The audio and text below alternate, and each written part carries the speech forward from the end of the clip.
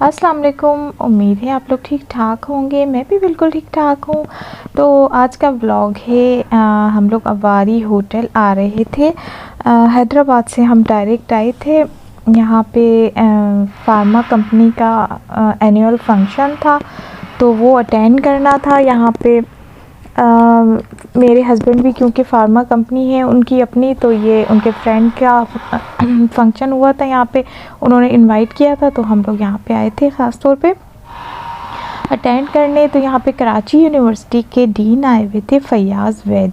तो उन्होंने यहाँ पे लेक्चर दिया था, बड़ा ज़बरदस्त लेक्चर था। जो बाज़ोक लोग होंगे इंशाल्लाह ताला वो ज़रूर इंजॉय करेंगे। मैंने उनका रिकॉर्ड किया है पूरा ब्लॉग, तो आप उनका पूरा लेक्चर मैंने रिकॉर्ड किया है, तो आप ज़रूर इंजॉय करिएगा।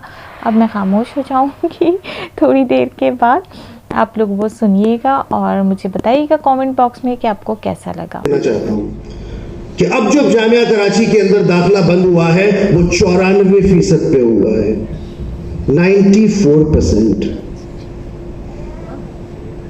आप तसव्वुर कर सकते हैं इस बात का?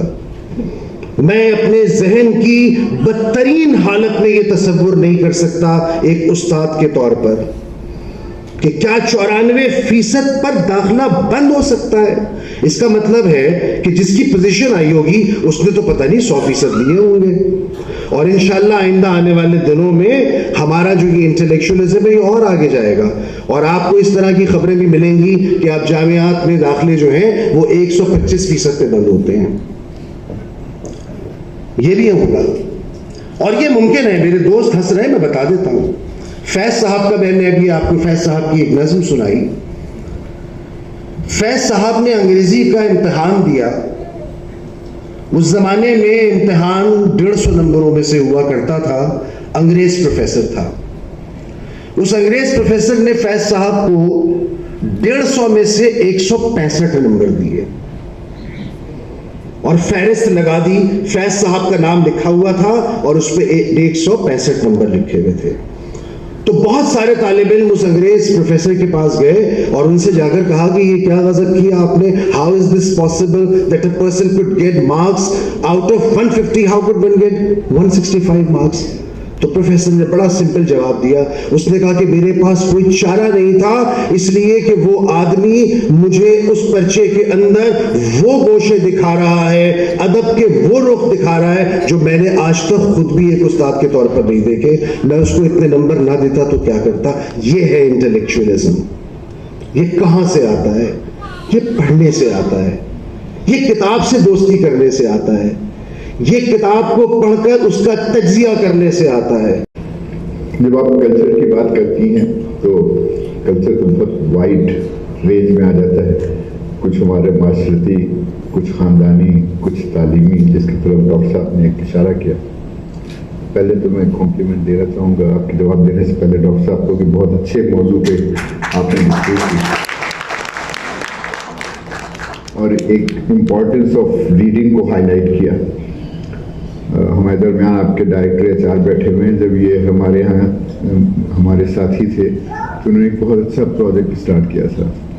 इन्होंने एक किताब लेके और हर हफ्ते एक चैप्टर पे 8 या 10 मैनेजर थे, उनकी मीटिंग होती थी। 2 मैनेजर्स मिलकर एक चैप्टर पढ़ते थे और उसको डिस्क्राइब करते थे। उससे पहले कोशिश ये की थी कि सब पढ़ लें, मगर पढ़ने में वो कामयाब नहीं हुआ। तो फिर मैनुअल ड्रिवन पढ़ाई शुरू हो गई थी और वो किताब भी ख़त्म हुई। दूसरा काम इन्होंने किया था हमारे ऑफिस में कि इन्होंने लाइब्रेरी स्टार्ट की थी और उसमें तकरीबन 400 के करीब किताबें थी। तो मुझे बड़ी खुशी हुई है सुन के कि उसमें से तकरीबन 250 चोरी हो चुकी हैं। इसका मतलब ये कि 250 लोग किताबें ले गए। अब हो सकता है पढ़ी भी लेंगे उसको। तो पढ़ाई जो है वो बहुत ज़रूरी है। जिस ज़माने में हम कॉलेजेस में होते थे, मैंने मैट्रिक 69 में किया है, तो हमारे यहाँ कॉलेज में, स्कूल में कल्चर था पढ़ने का। बज़्म अदब होती थी, मुशायरा होता था, डिबेट्स बहुत ज़्यादा थी। फिर कॉलेज के लेवल पे कंपटीशन होता था, यूनिवर्सिटी लेवल पे कंपटीशन होता था। तो हमारा कल्चर था, उसको पढ़ाई में ये शामिल था कि ये चीज़ें भी हों। उसके बाद अब ये चीज़ें ख़त्म हो गई हैं। अब कल्चर ये है कि वो गेमिंग कंपटीशन हो जाते हैं।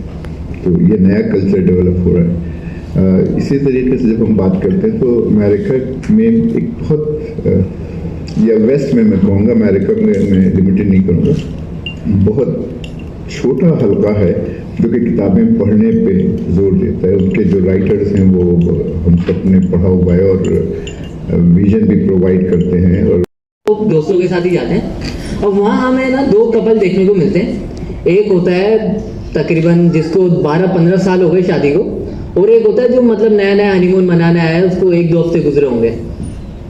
अब जो पुराना कपल है ना वो जा रहा है, उसकी बीवी है साथ में, 2 बच्चे, 15 साल को छोटी छोटी मूछें निकली हुई उसके, उसका इतना बेटा है।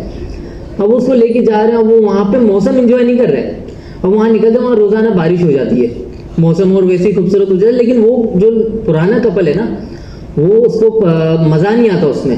वो कहता है यार इतना पैसा खर्च करके आए, यहाँ सब कीचड़ हो गया, वो कमरे में चले जाते हैं। और जो नया कपल होता है शादी, वो बारिश एंजॉय करते हैं। वो बेबी बारिश हो रही है, बाहर आ जाओ। वो मतलब वो इतना एंजॉय कर रहे हैं कि मौसम अपना ही बना रहे हैं। अब रास्ते में आपको बताऊं कि ट्रेन का सफर सबने कहीं ना कहीं आई बिलीव किया ही होगा, लेकिन कराची का ट्रेन का सफर अगर कहीं लंबे उसमें आप कर रहे हैं तो बड़े मजे का लगता है। मतलब रास्ते में पहाड़ भी आ रहे हैं, नदियां भी आ रही हैं, जंगल भी आ रहे हैं सब। तो वो जो नया कपल होता है ना, वो उसे भी इंजॉय कर रहा होता है, क्योंकि वो बाहर देख रहे हैं। अब जो पुराना कपल है ना, वो सर पे उनका रास्ते में बीमारी हो जाती है, आधी बेगम के हाय मैं मर गई, वो सर पे वो दुपट्टा बांध के बेचारी गुजार देती है, आधे रास्ते उल्टी करती। हाँ तो जी बताइए अब आपको कैसा लगा ये सारा लेक्चर जो आपने सुना होगा। यकीनन मुझे तो भाई बहुत मज़ा आया था, बहुत अच्छी अच्छी बातें की थी इन लोगों ने, बहुत फ़नी क्लिप भी थे इसमें। यकीनन आप लोगों को भी बहुत मज़ा आया होगा, तो मुझे बताइएगा ज़रूर तो कैसा लगा। तो खाना वाना स्टार्ट हो चुका था, बहुत ज़बरदस्त खाना था। थोड़े से मैंने क्लिप अपने भी ले लिए थे और होटल के भी ले लिए थे जो आपको अच्छे लगेंगे। तो मुझे ज़रूर बताइएगा आपको मेरा ब्लॉग कैसा लगा, मुझे दुआओं में याद रखिएगा। अभी हम लोगों को यहाँ से हैदराबाद में निकलना था, डायरेक्ट यहीं से जाएंगे क्योंकि वहाँ मेरे जेठ के बेटे की शादी चल रही थी, ढोलकी थी आज। तो हम लोग बस यही अटेंड करने आए थे और फिर यहीं से हम लोगों को सीधा जाना था। बहुत मुश्किल भी लगा, लेकिन बहरहाल कुछ चीज़ें करनी पड़ती हैं लाइफ में। तो मुझे दुआओं में याद रखिएगा और अपना बहुत ज़्यादा ख्याल रखिएगा। मेरी तरफ से आप सब लोगों को अल्लाह हाफिज़। और जो लोग न्यू हैं मेरे चैनल पे तो प्लीज़ सब्सक्राइब भी करिएगा, और अगर वीडियो अच्छी लगी हो तो इसको शेयर भी करिएगा लाजमी, ताकि और लोग भी देख सकें, एंजॉय कर सकें। अल्लाह हाफिज़।